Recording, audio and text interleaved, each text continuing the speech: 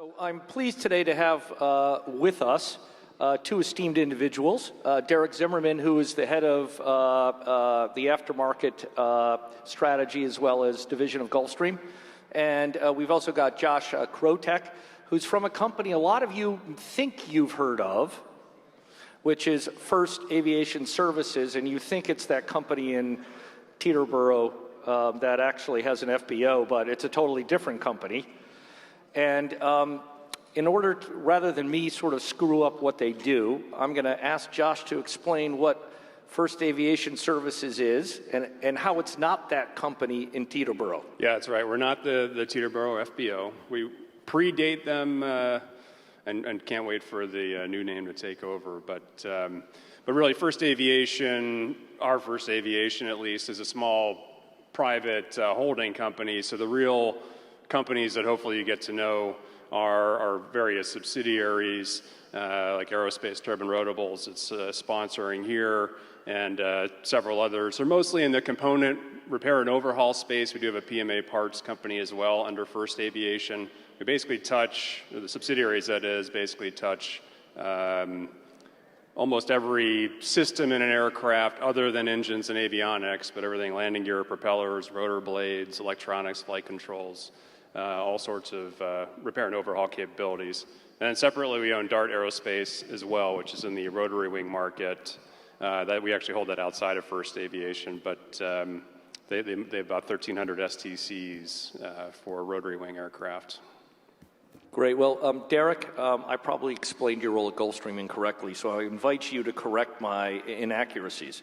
No, I think you had it right. So my responsibilities are for the aftermarket, which includes maintenance, but also all the support activities, entry into service, and whatever care and feeding airplane may need over its entire life cycle. So maintenance is definitely a significant component of that, and we'll talk about it today. But it's really what happens after that delivery experience and over the remaining life of the airplane.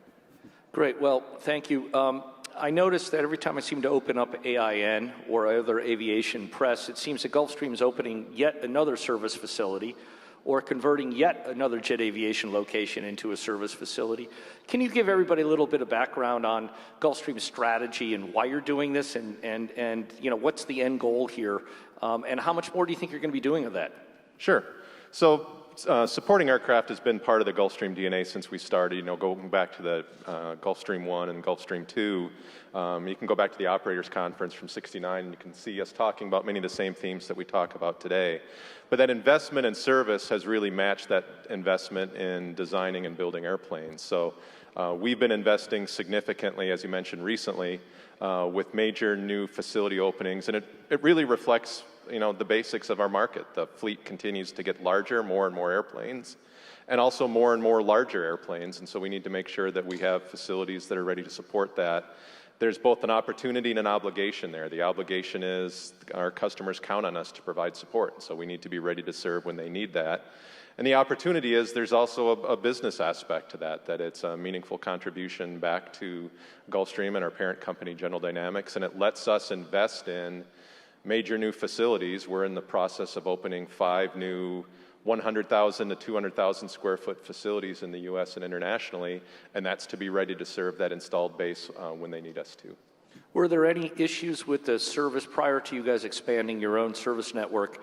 You had third-party independent shops doing a lot of that work. Were there any quality problems or any issues of available slots for service that prompted you guys to do it? Was just more of an overall strategy about customer experience? So I really do think it has a lot to do with to understand how the fleet is and being, you've got to be part of that experience. And so being close to the customer and being able to listen to the airplane as it goes through its life cycle so that you are responsive and ready to serve. So I really think it had a lot to do with, hey, this is really just our strategic directive, and our strategic vision is there shouldn't be anybody that knows the airplane better than we do. There shouldn't be anybody that's better positioned to take care of the airplane than we do. So what investment do we need to make sure that we can deliver on that promise to our operators? And that's really where the investment in tech ops and field reps and fast technicians and everything that we've done over the ensuing years, it's really where all that's come from. Be close to the customer, listen to them, understand what the airplane's doing, and be able to react and respond when they need it. And you guys have obviously done a great job, as evidenced by the standing in some of the pro pilot polls on the service and aftermarket support.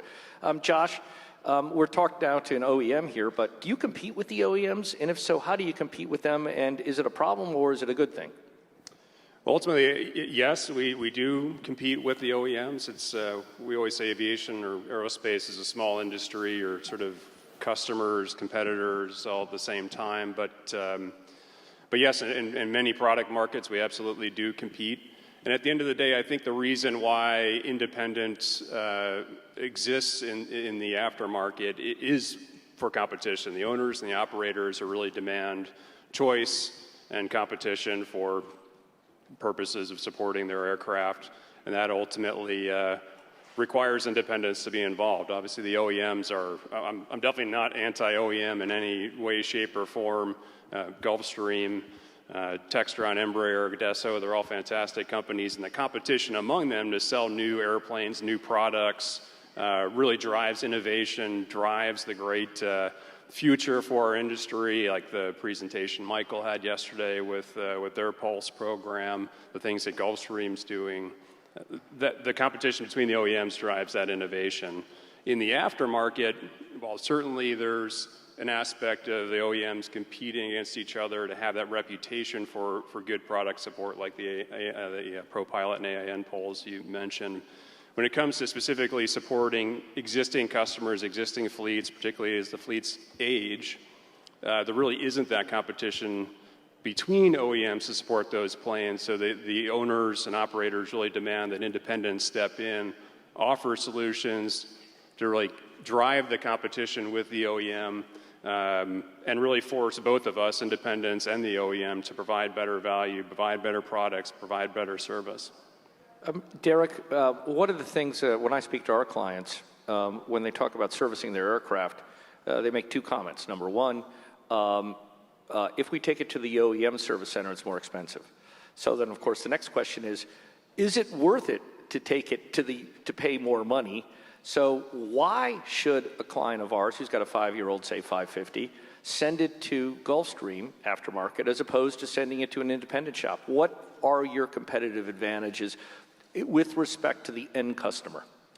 Yeah, so there can definitely be some difference in cost structure. I would say, the single biggest driver behind that is, from an aftermarket perspective, if you're solely in the aftermarket, and there are a lot of different entities that do this, you're typically in pursuing the revenue opportunities associated with that. As an OEM, no matter who we are, we all have a significant obligation to go out and be able to support the unfunded items, so warranty support, the other types of tech support, manual publication development, systems development, all those things that happen in the aftermarket. We're bearing some of that cost as an OEM, so certainly that's reflected in the cost structure. But there are certainly also some offsetting advantages to being at the OEM level. One of them is certainly we've got direct access to the intellectual property associated with the design itself. So we know how the airplane went together, we know how it was tested. Oftentimes there's an opportunity for us to go back and reuse a lot of that data as we're developing a repair or a modification scheme. So it's an easier access to that. We typically maintain that direct relationship with the supply chain, oftentimes at a different level, different volume of work. So there's some economies of scale and some financial economies associated with that, where we can exert some leverage that are sometimes harder, depending on kind of how much a relationship exists between a third-party provider and that same equipment or component OEM. And so those are a couple of the main things. And then for us, it's really, we get an opportunity around specialization. So I think, as was mentioned from the engine manufacturers this morning, as OEMs, and Josh mentioned it, we're really not competing with each other in the service world. We're really working to support our own aircraft the best that we can. And as a result of that, we're doing, I know speaking for Gulfstream, we're doing just Gulfstream aircraft, and we're doing, probably 800 aircraft a month come into a Gulfstream center for maintenance. And we're doing 500,000 hours worth of maintenance a month. So we're building up repetition and speciality, and we're investing in tooling and training and technology that are unique to our particular aircraft. That makes sense for us. We have to do that. And as a result, there's also some first mover advantage to us. Once you move beyond that and you move into third parties, now you've got to make some smart decisions about where do you invest your money and how much of that is an opportunity market for you and where can you get the maximum bang for your buck. We have to do it. So that calculus behind our decision making is a little bit different than it would be in the for a third party. But again, I go back to the investments that we've made, and I'm probably speaking for the other OEMs. We believe that we're in a position to do, as long as we invest wisely and make sure that we've got all the capability and capacity there, there shouldn't be anybody that can outsmart us or outwork us when it comes to our ability to take care of Gulfstream aircraft specifically, because that's all that we do. So you've given a lot of great reasons why somebody ought to go with a Gulfstream aftermarket solution. Josh, if I'm in your shoes, are you worried about the OEM quashing you, deciding, hey, well, these independents, we got to put them out of their misery once and for all? I'm sorry to use that phrase, but... Yeah, well, I would certainly say that, sure. I think most businesses in here stay up at night at least once in a while to, thinking about what is the competition doing, how do I need to stay ahead of my competition, and certainly, if we're competing with the OEMs, we have some incredibly formidable competitors in the markets we serve, and as Derek's saying, competitors that know those aircraft very well. So we are constantly thinking, a lot of our energy is focused on how do we stay ahead of our competition, whether it's other independents or the OEMs. What can we do to make sure we're successful in the market?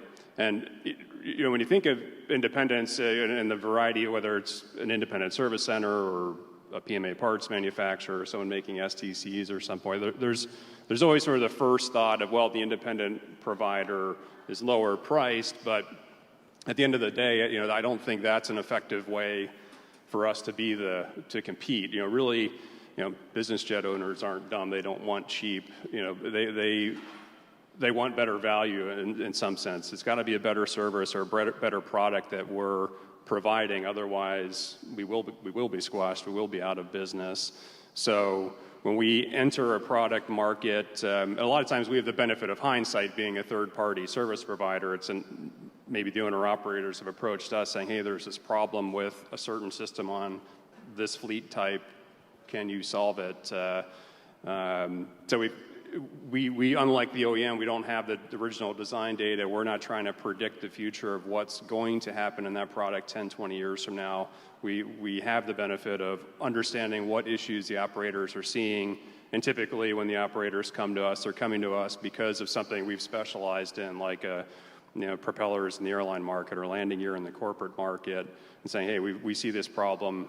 What do you recommend? And we'll come up with or if we can come up with a solution that we think is a better service or a better product, better value, then we will go ahead and make the investments in engineering, R&D, enter that market, and offer that service.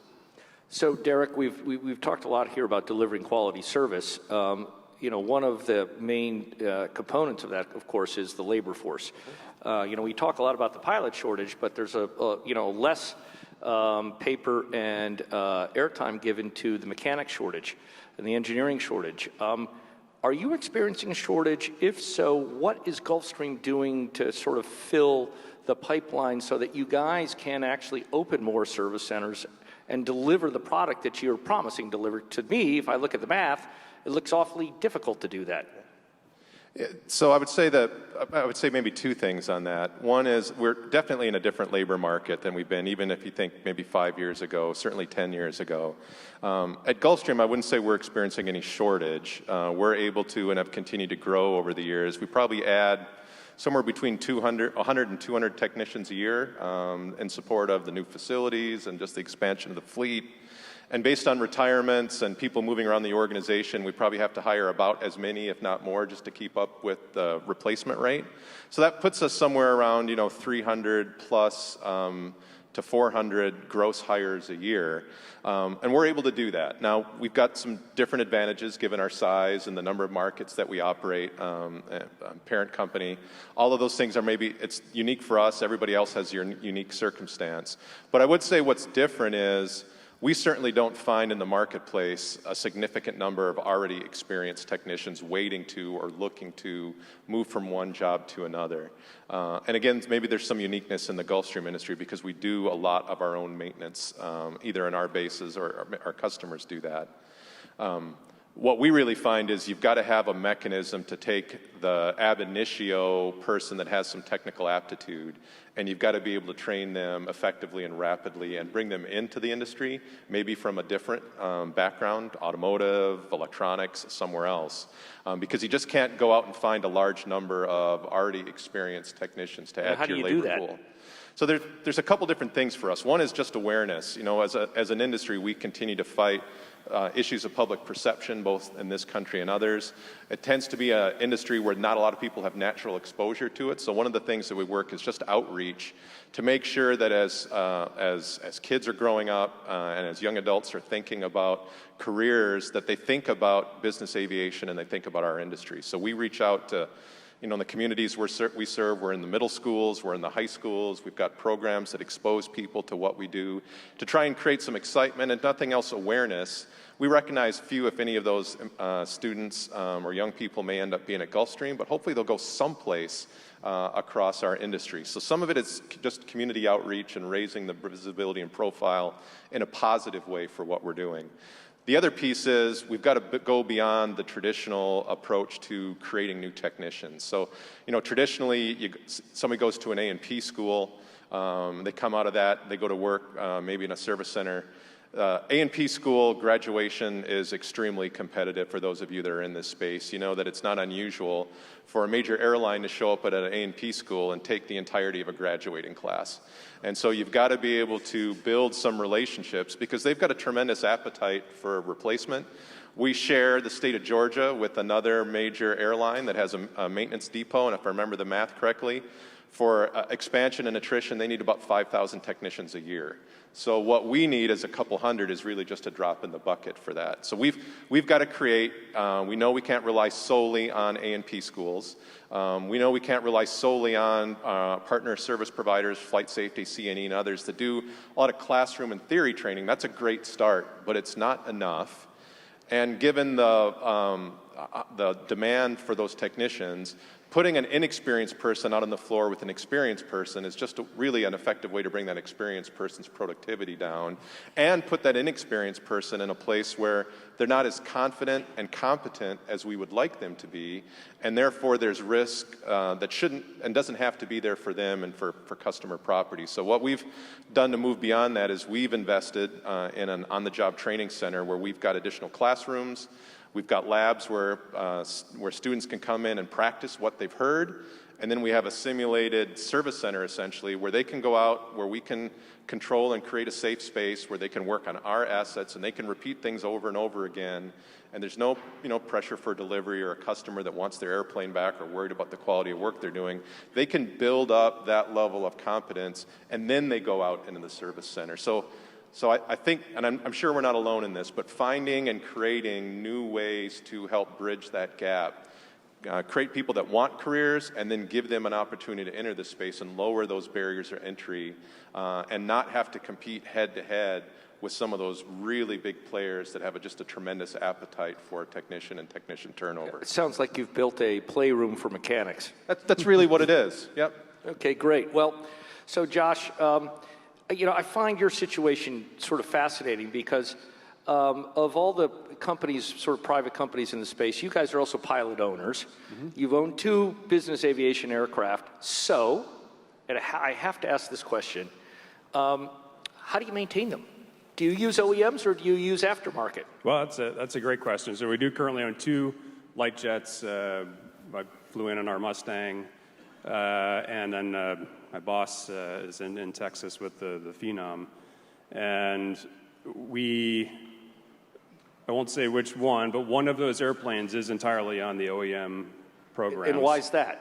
We just think it's a great value. I don't think it can be beat in terms of, well, I should say they're both on the engine programs. Everybody here, listen to that. This is an aftermarket expert saying the OEM program is a great value, okay? Just want you to realize that. That one in particular. So then we have the other airplane, and for that one, we didn't think that the OEM programs were as good a value. We do use independent service providers for those. We do some of the maintenance ourselves and some of the components like the landing gear and a handful of the other components. Oh, I'd certainly hope so, since you're a landing gear overhaul shop.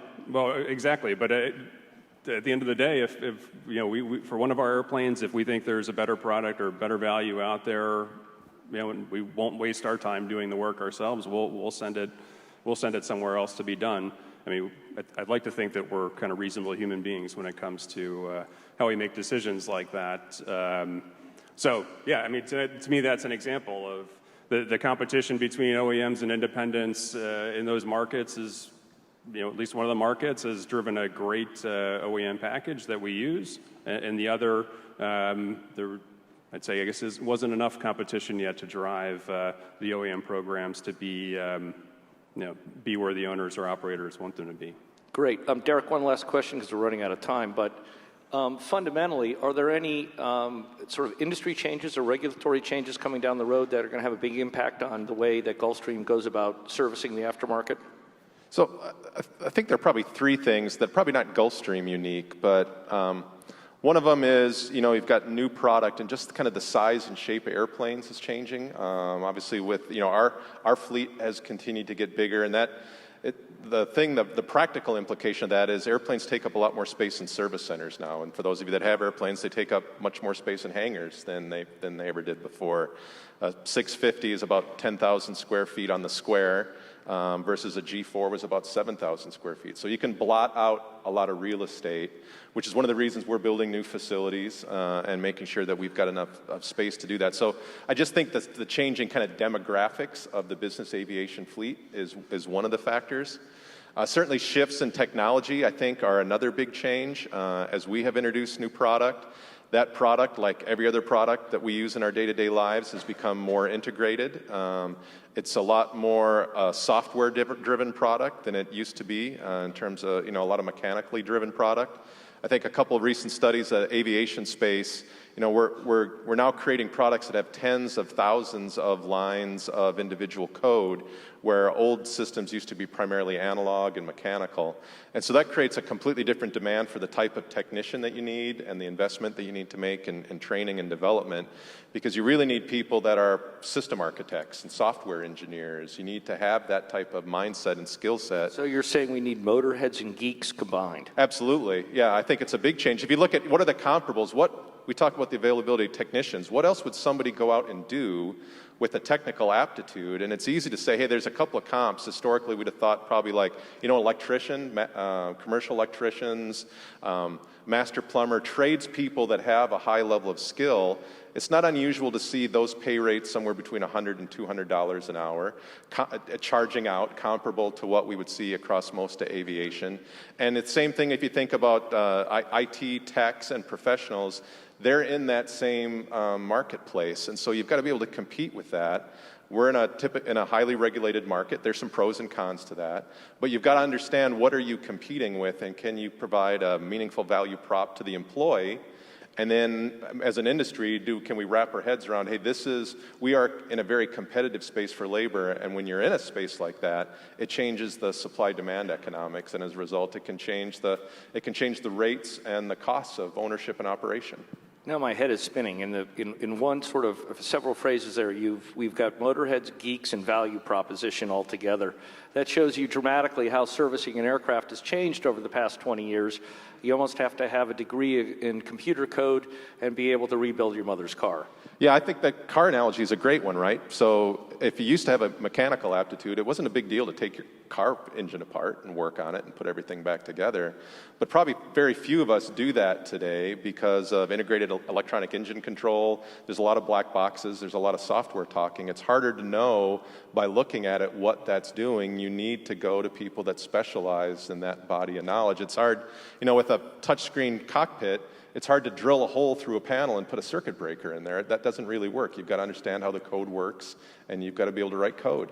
Now, of course, there's a conspiracy theory out there that the OEMs are doing this as a way to promote their aftermarket sales. I didn't say that, did I? Okay. That's crazy guys, talk. Unfortunately, we've run out of time. Sorry, Derek, I had to do that.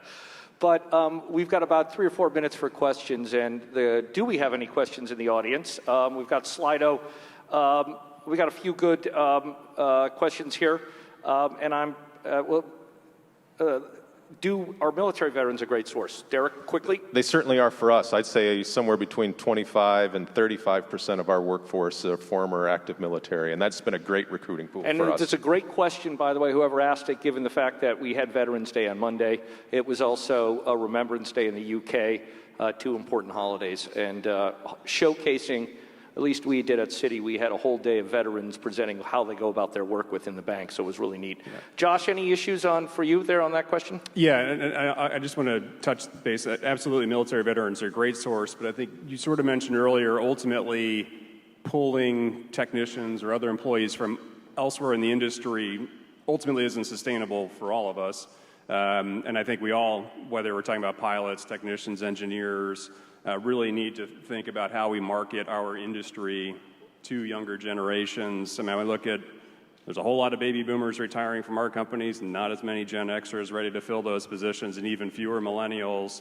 So that, I don't like that aerospace-specific trend we have, and I think all of us doing whatever we can from, I know we work at the local schools too, trying to get, communicate to the younger generations what it is we do in our industry, what are the career paths, and what's the future look like. We'll hopefully help build that pipeline up again.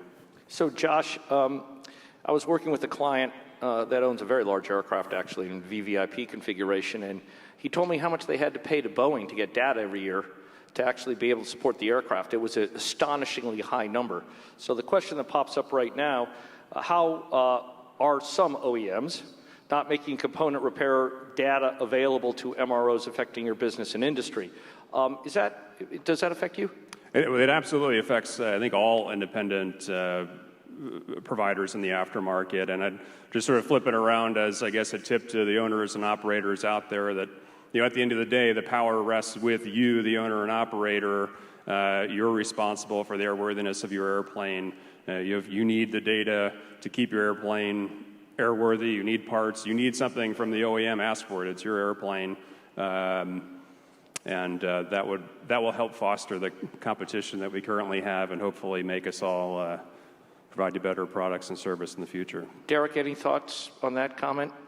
I think that it really varies by market segment and OEM to OEM. I think at the bottom line, we all have an obligation to make sure these aircraft have long, useful life cycles. On the other hand, I know that we're in the business of creating a lot of data, and we spend billions of dollars on new aircraft programs. I had this conversation with a customer recently that wanted to get into a lot of component repair until they recognized and realized how expensive it was to get the specific training, tooling, and everything else that they needed to do that. So that's why, again, we look at it as an obligation. Yes, that aircraft needs to be supported, and we need to be there to be able to fill any gaps. And certainly, we look to partners also in the third party to fill any gaps that we may not be able to cover naturally ourselves. Well, great. We've just run out of time. Perfect. We're over by about 3 or 4 seconds. Josh, is there any one, I know that Derek's had a lot of time to chat here. Is there anything you want to add before we sign off? Well, no, I appreciate you having me here today. And like I said, please do visit my colleagues in the back at Aerospace Turbine Rotables. I hope David will sell you a few landing gear overhauls, make it all worthwhile for us. And thank you both for coming. And I would say that just keep in mind that this is first aviation that is not in Teterboro. So with that, Alistair, we're all set then, I assume? Move on? Okay, great. Thank you, guys. Appreciate it.